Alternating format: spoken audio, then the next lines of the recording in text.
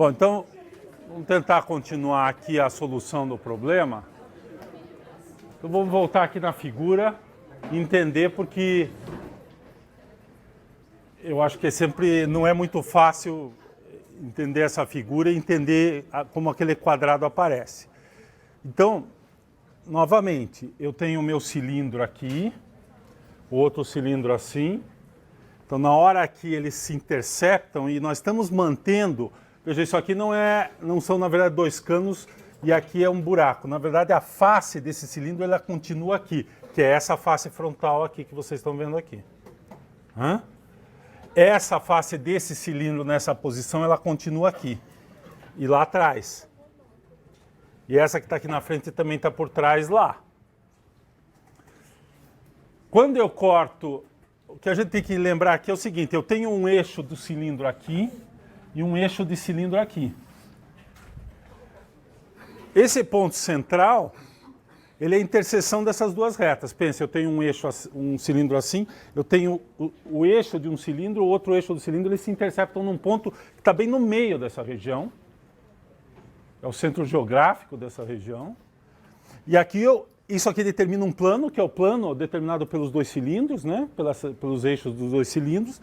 E eu tenho essa reta vertical que vai ser o nosso parâmetro. Aqui vai ser o nosso T. E a origem dele é exatamente a junção aqui dos dois eixos do cilindro, formam esse plano. Você pode pensar que é o plano XY e o T é o eixo Z. Se a gente voltar aqui, esse ponto está aqui no meio. Eu tenho para cá o eixo de um cilindro. E ele vai sair aqui nessa face em algum lugar. E para cá eu tenho o eixo desse cilindro, ele vai sair aqui em algum lugar. Então, se a gente olhar um sistema de coordenadas razoável, seria esse aqui. Que poderia ser o x, o y, o z, que está representando a altura aqui, o t. Esse quadrado, bom, por que é um quadrado? Primeiro, pela simetria, esses cortes aqui são semelhantes. A figura é totalmente simétrica, né? Essa direção e essa direção são simétricas aqui, portanto, esses cortes aqui e esse corte tem que ser parecidos. Por que é reta? Porque quando eu corto, eu tenho um eixo do meu cilindro. Vou fazer de novo o desenho aqui. Eu tenho um cilindro, vamos colocar mais ou menos nessa posição aqui o primeiro cilindro, né?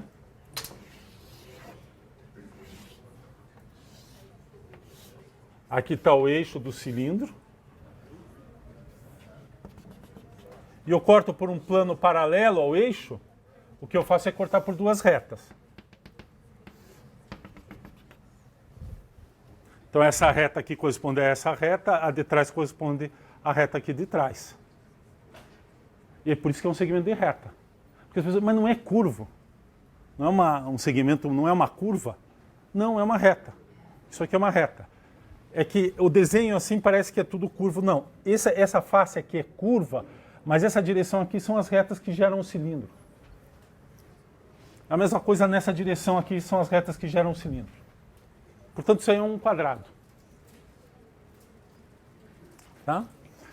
Bom, agora a gente tem que calcular e uma outra observação, né? Essa figura que está aqui, né, essas interseções que são, nesse meu desenho aqui, são essas curvas que estão aqui representadas, não dá para ver direito, mas essa primeira é essa aqui. O que eu tenho que calcular é basicamente a distância, né? Como isso aqui são quadrados e esse ponto aqui é o ponto central, se eu calcular essa distância, eu calculo, né? Sabendo que isso aqui é um quadrado, eu consigo calcular qual é o comprimento desse quadrado, porque se eu tiver essa distância, se eu desenhar o quadrado aqui em pé, olhando de frente, se eu sei essa distância aqui, que é a distância desse ponto até essas curvas, eu consigo calcular essa distância aqui, né? Eu sei essa, por simetria, essa é igual a essa. Isso aqui é o quadrado dessa, é a soma do quadrado dessas duas, ou seja, 2 vezes o quadrado dessa distância. Então, basta eu calcular a distância que vai do centro, esse eixo central, até essa interseção aqui.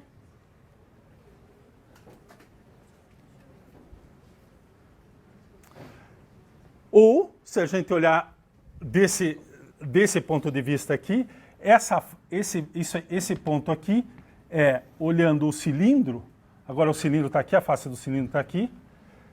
Né? Eu vou cortar o cilindro de frente, olhar o cilindro de frente, assim. Como se eu estivesse olhando este cilindro aqui, essa face aqui. Ele me dá essa distância aqui. Então vamos lá. Olhando agora o cilindro assim, e essa é a posição mais fácil, eu tenho duas alternativas. Eu calculo essa ponto aí, eu tenho que calcular essa interseção, ou eu calculo esta distância. Que essa aqui é metade do lado. Mais fácil. Se eu olho esse cilindro de frente, essa face aqui é a face do cilindro. E essa distância é a distância que vai do eixo, né? Do ponto do eixo, aqui está o centro, aqui está aquele eixo que eu estou vendo de frente. Esse eixo T agora, olhando essa boca aqui e essa face, eu vejo esse eixo lá passando no meio. Aqui é o meu zero, é o centro. Aqui é R, aqui é menos R. E o meu retângulo, o meu quadrado, isso aqui é metade do lado. Estou olhando de frente. Eu vejo esse quadrado aqui, eu estou vendo essa face aqui. Né? Se você olhar aqui, ele passa, está aqui. Quando eu corto, ele é o quê? É aquele comprimento que você está vendo lá. Então, esse aqui é metade do lado.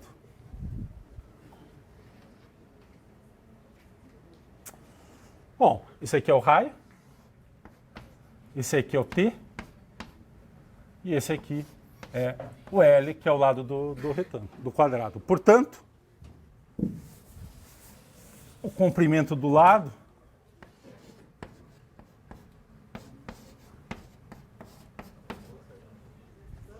na metade do lado, desculpe. Isso aqui é 2L. Vou chamar esse aqui é metade do lado.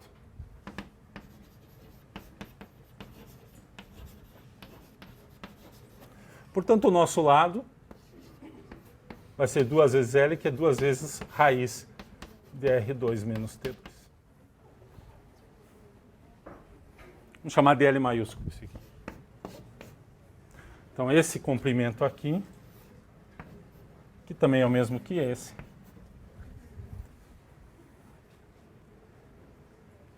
Então, o que eu estou usando, na verdade, naquela minha figura, se eu pensar que eu estou olhando assim, eu estou vendo esse lado aqui, metade desse lado. Essa face aqui é a face do cilindro. Isso aqui é o cilindro. Isso aqui é o cilindro. Olhando assim, exatamente essa face aqui, essa face aqui. Estou olhando assim.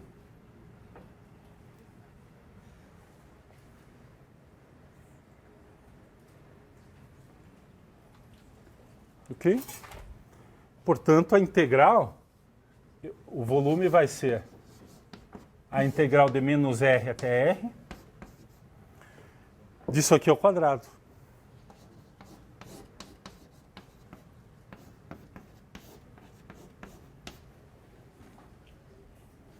Ou seja, é 4 R2T menos T2T ao cubo sobre 3 entre menos R e R.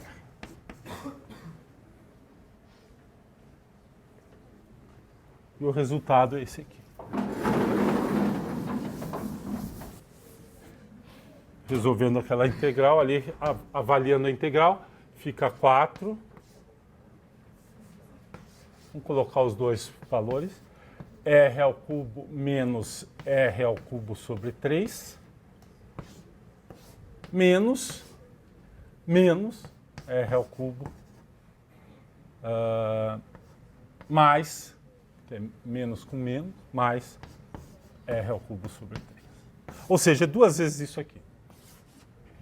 Nós já vimos um caso semelhante, polinômio cúbico, de menos um valor até mais esse valor, dá 2 vezes um deles. Então, basta eu colocar aqui, então, isso aqui é 2/3, né? De R ao cubo, vezes 4, vezes 2. Então, Então vai dar 16. Esse aqui é 2/3 sobre 3.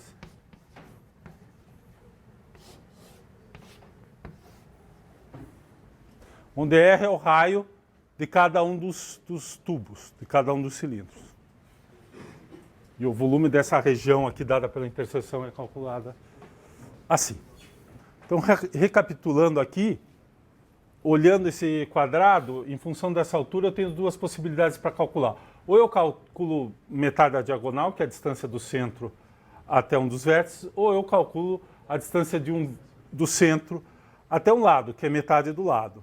Qual que é melhor? Nesse caso, se a gente entender, olhar aqui o tubo ou assim, o que a gente vê, né? Porque essa face, esse balão aqui, essas faces são exatamente olhando assim, olhando isso aqui nessa posição ou nessa posição, o que eu vejo é um círculo. Esse ponto de interseção aqui dos dois círculos, dos dois lados é um círculo. Então essa face aqui, quando eu olhar assim, o que eu vou ver é um círculo. Não parece, né, nesse desenho. Mas o que eu vejo aqui, o perfil disso é um círculo. Né? O que eu vejo, o perfil é um círculo. Exatamente o tubo. Olhando transversalmente, é o buraco do tubo.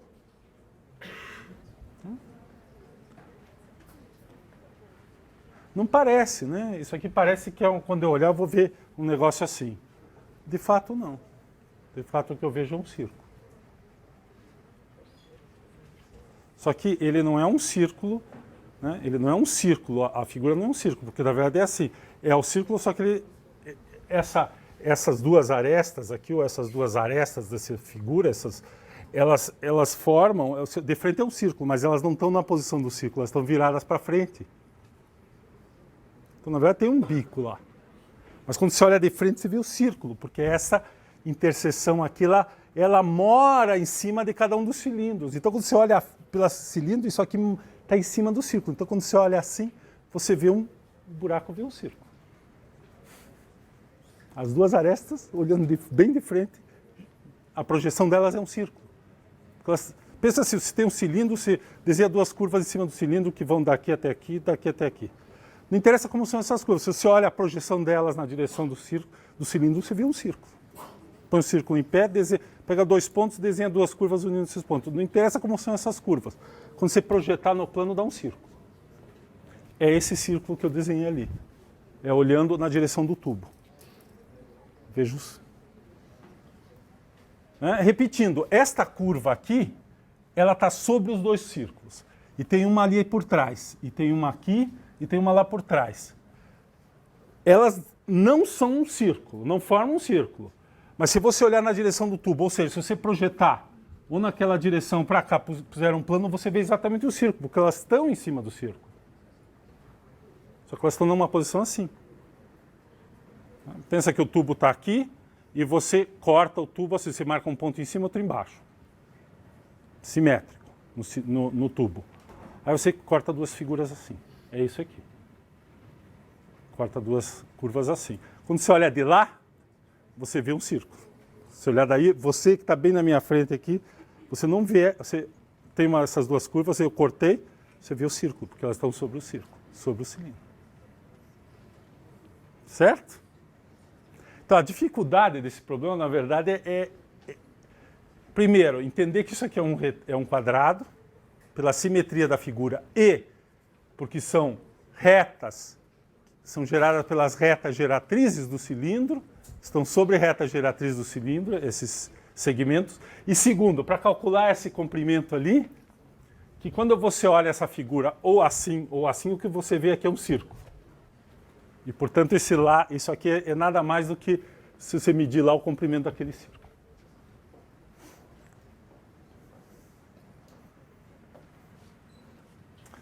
Tentar fazer o desenho em cima, vamos ver se eu consigo fazer esse desenho em cima de um dos cilindros para vocês entenderem melhor. Vou desenhar só um desses cilindros.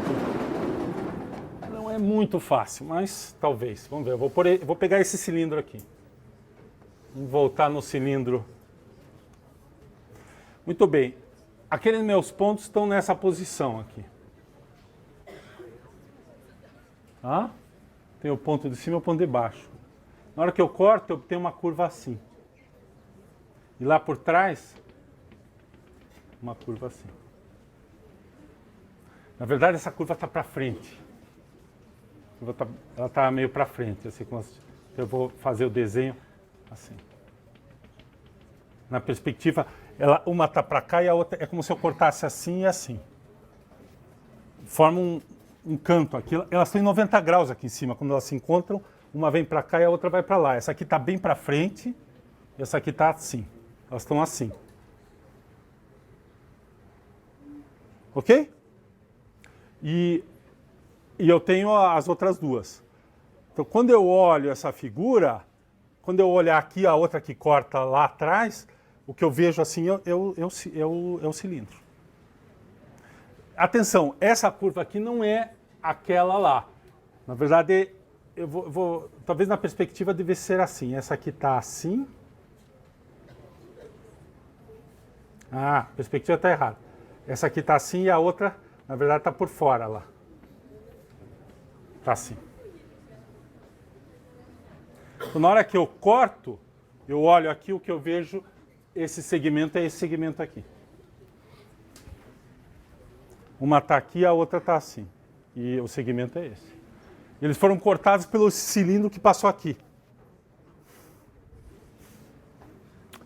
Não é fácil, né? Certo? Eu tenho uma aqui, que é cortada pelo cilindro, tenho uma atrás e tenho uma outra lá. Então, esses gomos aqui, quando você olha, eles realmente não são círculos. Mas se você olhar assim, o que você vê é exatamente a distância entre eles e a largura do círculo. O comprimento desse segmento é a largura que está cortada no círculo lá horizontalmente.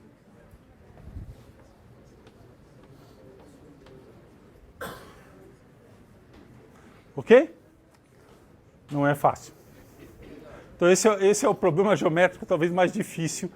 Do ponto de vista, depois que você reescreve a equação, é tremendamente simples de resolver.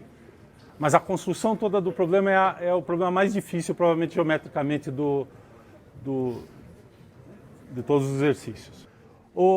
Tem uma sessãozinha sobre trabalho e leitura, porque isso aqui é coisa que vocês já fizeram na física, né? Ou estão fazendo na física, a noção de trabalho, e usar a integral quando a força é... Deixa eu só lembrar, como que é o trabalho? Se você tem a força constante, o trabalho é a força vezes a distância percorrida. Né? Vamos pensar aqui, qual é o trabalho para trazer esses giz daqui para cá? Força da gravidade é constante, 9,8 metros por segundo ao quadrado, você pode usar isso como aceleração, tem a massa do corpo, então a força aqui é constante, e tem a distância. Então 1 metro, um corpo de 1 quilograma, você vai ter a unidade de trabalho tradicional, né, para trazer esse corpo daqui para cá. Isso aqui, na verdade, a gente aumenta o trabalho, você troca, você ganha energia potencial, né, pelo trabalho gasto. Depois tem a energia cinética, que é derrubar, e a troca de energia cinética por energia potencial te dá velocidade aqui embaixo, leis de Newton, etc. e tal. Agora, suponha que a força está variando, que é comum. Por exemplo, um sistema que é uma mola. A força exercida por uma mola, ela depende do deslocamento, ela não é constante. Pode ser diretamente proporcional, que é comum, e pode ter outros tipos de sistema. Então, qual é o trabalho para você pegar, tem uma mola e você empurrar essa mola de 10 centímetros? Não é uma força constante, e aí, basicamente, o que você faz é tratar a força como a tua função. Você pode fracionar os pedacinhos, pensar que a força é constante em cada trechinho, multiplicar por ΔX, fazer o limite e a integral de F ds, ou F vezes dx. Tá? Força em função da posição, dx, e essa é a fórmula da... Então, tem uma sessão rápida aqui sobre trabalho, que é uma aplicação de integração bem simples, na verdade. Tá? O último conceito que a gente pode introduzir aqui nessa parte introdutória de integração é valor médio de função.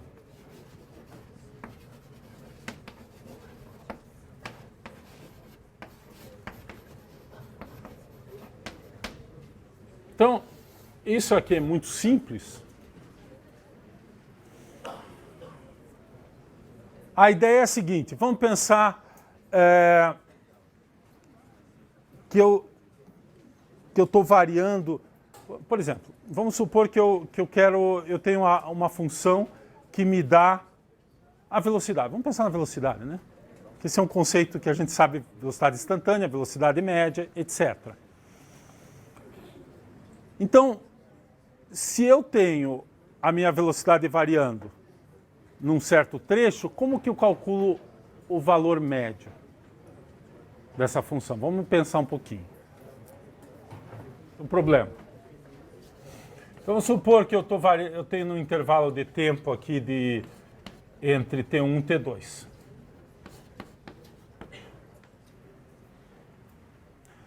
E essa velocidade eu tenho valor instantâneo. Eu medi e tenho o gráfico dessa velocidade. Vamos supor que eu tenho aqui.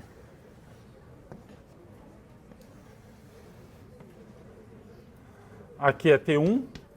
Então aqui o parâmetro é T. Aqui é T2. Eu começo com velocidade 0, vario e termino aqui com velocidade 0.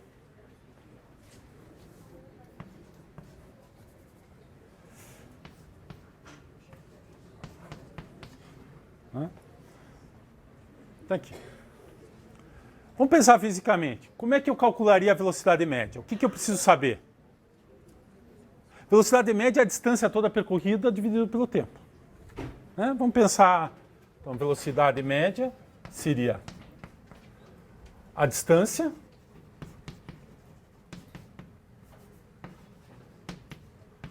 dividido pelo tempo. Distância total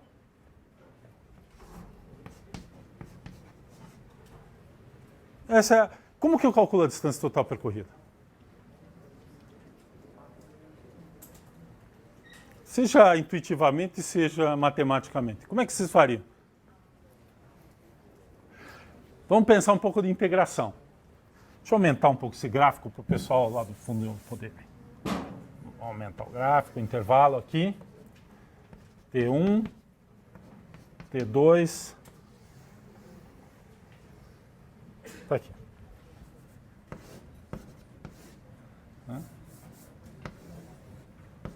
Então aqui está, se você colocar isso como y igual a v de t, é o gráfico correspondente, aqui é o tempo.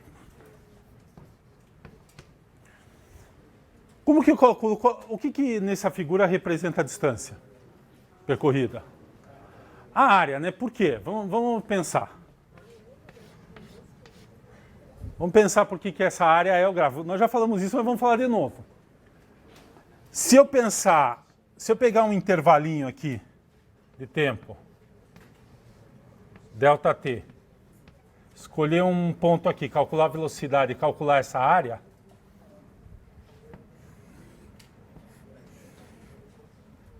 eu estou pensando assim, esse ponto representa uma velocidade típica, não é a velocidade está variando, mas escolhi um ponto aqui, T estrela, marco a velocidade nesse ponto.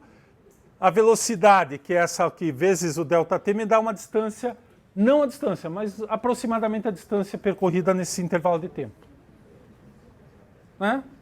V calculado no instante t, vezes o tempo.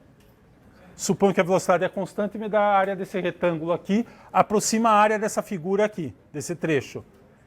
Então, V estrela, aí a gente pensa aquela coisa, V num T e estrela, ΔT, somatório. Isso aqui são vários retângulos desses que aproximam essa área, e isso aqui em cada pedacinho desse é a distância percorrida nesse intervalo, aproximadamente. Então isso aqui aproxima, somando isso, se eu dividir o meu intervalo aqui em K pedaços, isso aqui aproxima a distância percorrida. Então, relembrando, o limite disso aqui é integral dv dt. Essa é a soma de Riemann da integral de vt. Então é isso que é a distância percorrida, porque daí que vem a noção. Então a distância vai ser igual à integral entre T1 e T2 de V de T dt. Tá aí. Que é a área daquela região lá. Portanto, a velocidade média é igual à integral entre T1 e T2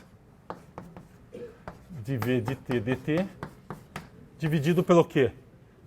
Por T2 menos T1.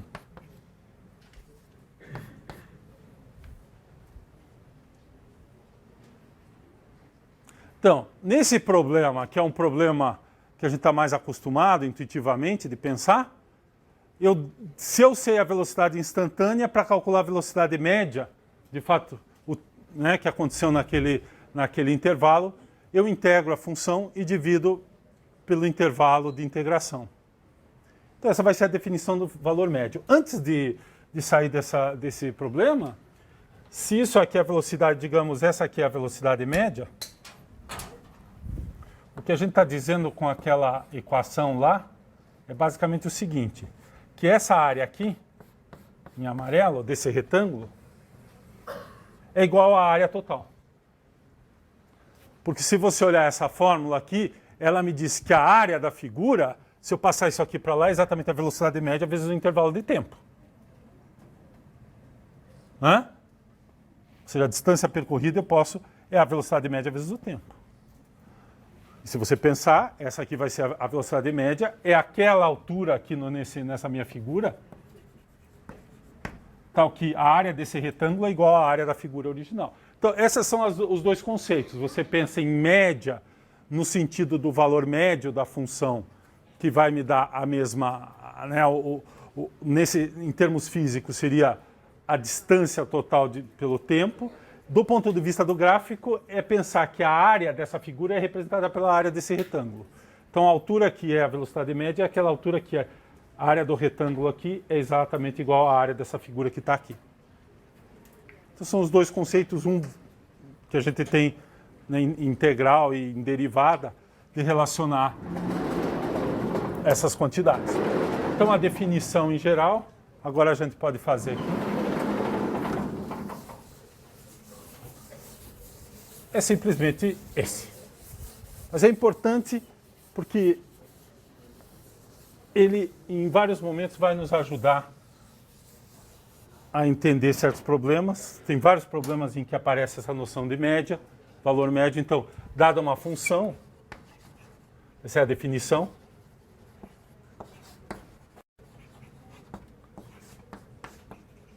Né? Vou pôr no intervalo aqui.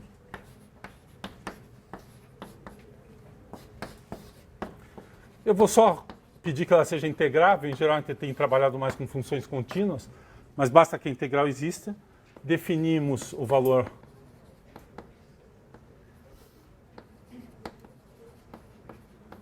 médio de f, que às vezes é denotado assim, né? Às vezes também é denotado assim, uma coisa assim.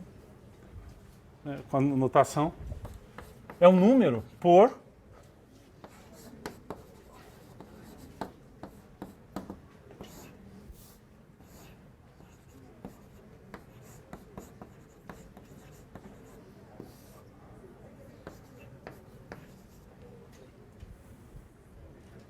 exatamente o caso ali em cima.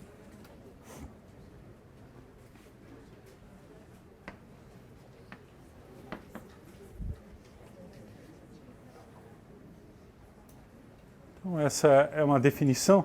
Vejam que não tem nenhuma técnica nova, nada novo. É simplesmente entender essa ideia de que é o valor que vai me dar a área, uma função qualquer. Eu tenho a área entre o gráfico e o eixo x. Essa área vai ser representada por uma função constante, por esse retângulo. Ok? Aqui, valor médio de f, f médio ou f estrela. Em geral é esse aqui a notação. O f bar. Esse aqui é a notação que a gente vai usar, o valor médio da função é dado pela integral da função no intervalo dividido pelo comprimento do intervalo.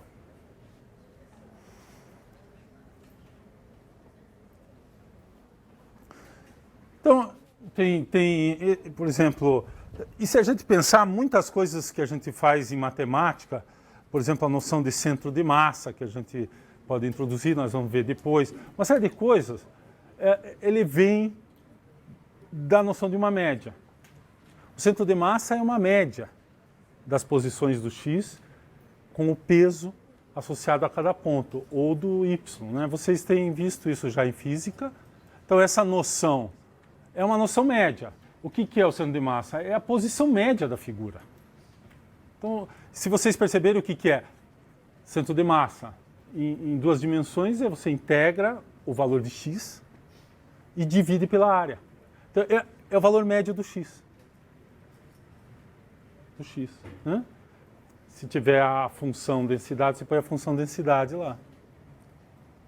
Mas é basicamente, daí divide pela massa, que é a integral da densidade. Mas se a massa é igualmente distribuída, é o valor médio do x, o centro de massa, o centroide.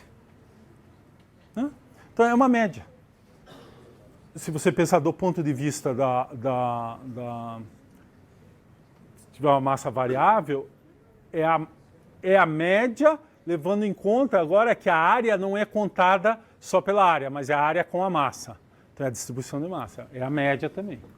Então a noção de valor médio, de função, ela atravessa vários conceitos aí de física que a gente usa nas aplicações do cálculo. Deixa eu voltar, já que nós falamos aqui de distância, deixa eu só lembrar uma coisa, ligar agora uma coisa que vocês aprendem na física, bem simples, e que vocês já sabem, que é... A gente tem a noção de... Né, aqui eu vou falar de posição, velocidade e aceleração.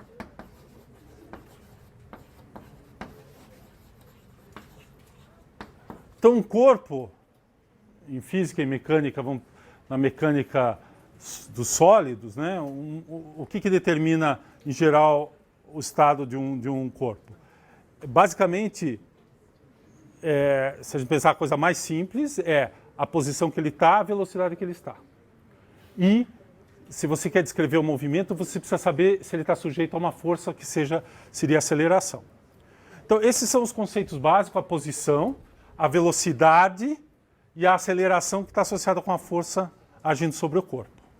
E a gente lembra que, eu vou falar em uma dimensão, mas se a gente tem a posição em função do tempo, a velocidade é a derivada.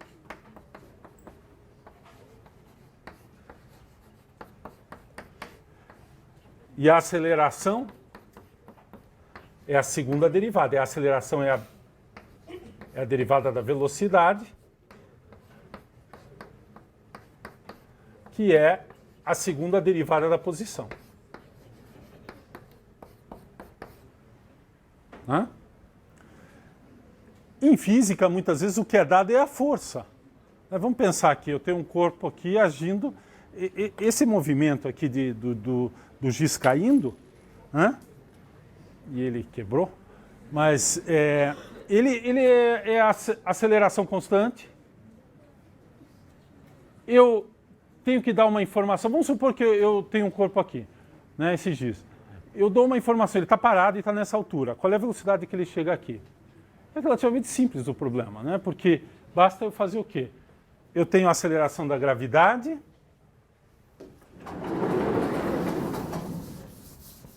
Isso aqui é só uma volta. Na verdade, eu estou motivando o cálculo aqui de novo, a integração. Isso aqui é a derivada. Agora eu posso começar com a força. Então vamos supor que eu tenho uma força, né, que depende da posição. Em geral, ele vai depender da posição. Né? Eu vou escrever assim, e vamos supor que ele é constante. Então, no caso da gravidade, muito simples. Né? A força, no caso da gravidade, ela é a massa vezes a aceleração da gravidade, que a gente denota por G. Massa vezes a aceleração é a força. Isso aqui é a aceleração constante, a aceleração da gravidade. Né? Aceleração da gravidade.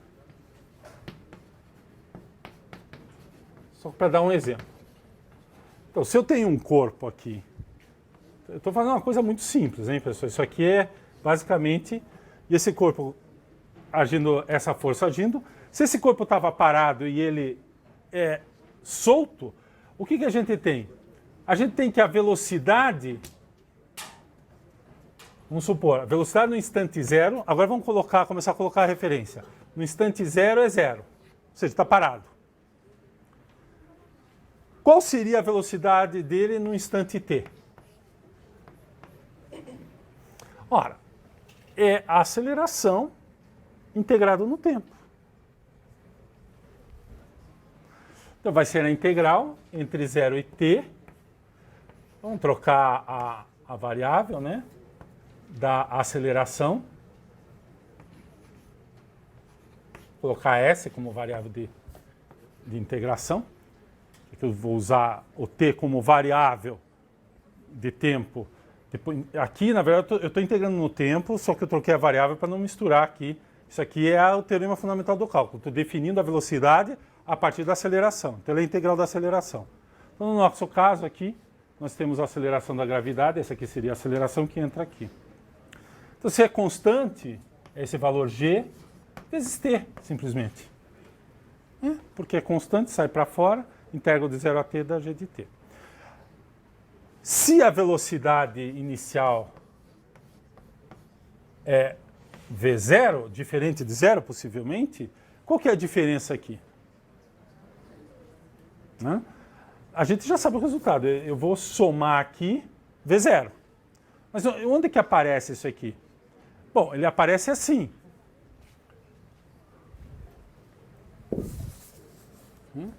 Eu tenho a velocidade, vai ser a integral entre 0 e t. Então, aqui, quando você escreve isso aqui, primeiro eu vou escrever assim. É a integral da aceleração.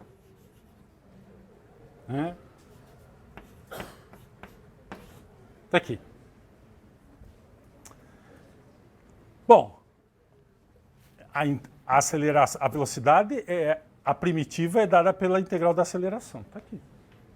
Só que agora eu tenho o valor inicial e o valor final. Tenho o valor inicial da velocidade. Na hora que eu integrar, o que eu faço? Eu escrevo v de t, esse aqui é a primitiva. Mas agora eu vou calcular isso aqui no intervalo que me interessa. Então eu vou ter isso aqui no ponto final. Era melhor, vamos deixar o S aqui para não misturar. O v de t vai ser o v no instante final menos o v no instante inicial. É assim que aparece. Que aquela é a primitiva. Eu sei que é isso. Eu sei que a velocidade, a derivada é esse valor A. Então, essa é a primitiva. Então, essa é a formalização do problema. Então ele escreve assim. Se a velocidade inicial é zero, entra zero, v de t. Né? Que é exatamente avaliar isso aqui. Se eu tenho um valor aqui, eu tenho que pôr esse valor. Então vai aparecer o quê? Vai aparecer o v de t, que é A vezes t, mais o v0. É sempre assim. Eu faço a diferença daí. Na verdade, é essa constante que depende da velocidade inicial. E aí eu tenho a minha g de t, né? Desculpe. G vezes t, que é a aceleração da gravidade, que eu estou usando nesse problema. E a posição? A posição é a integral da velocidade, é a mesma coisa. Então eu integro mais uma vez.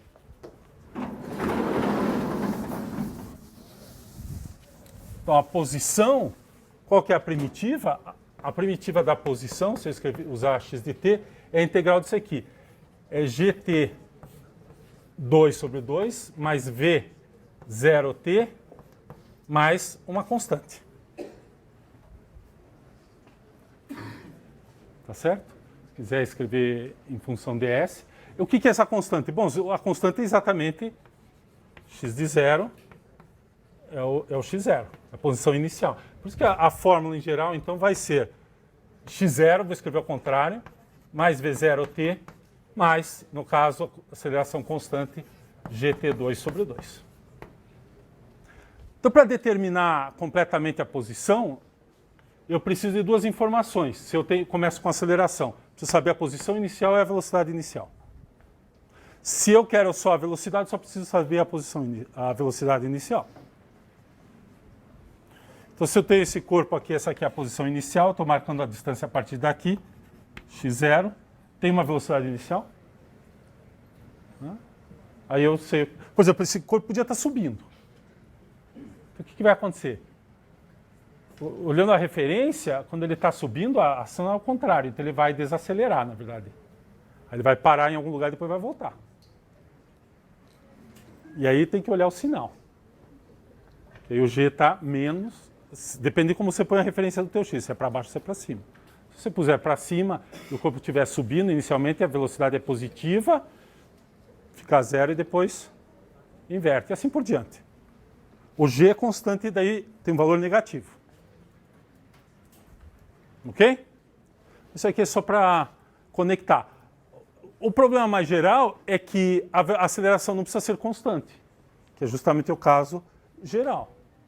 E aí, isso aqui a gente podia fazer meio com geometria, né? Porque a área de triângulo, né? Primeiro a área de constante é um retângulo, depois é a área de um triângulo.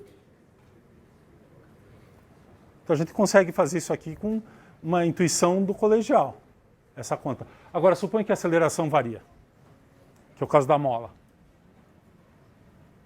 Se a posição varia, aí, para você fazer a conta, você tem que usar a integração de verdade.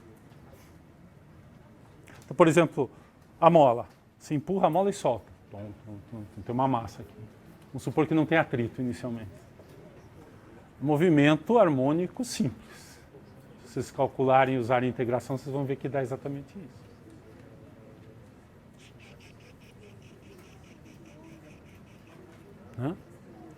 Tipo um movimento harmônico. Então, a maneira de a gente resolver o problema agora, a gente pode trabalhar com qualquer tipo de força, variando ou não. Ok? Esse é um instrumento, por isso que a conexão da física com a matemática, a integração e diferenciação, através da mecânica, se dá exatamente que você passa de situações em que a força era constante para uma força variando, uma força arbitrária. Tá bom? Depois em física tem coisas como produto vetorial, não sei o que, movimento. Tudo isso você pode tratar usando o cálculo também.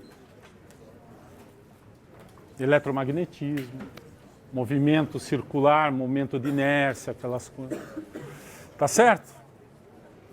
Mas precisa do cálculo 2 para fazer isso. Então é só no semestre que vem que vocês vão entender essa outra parte. Ok?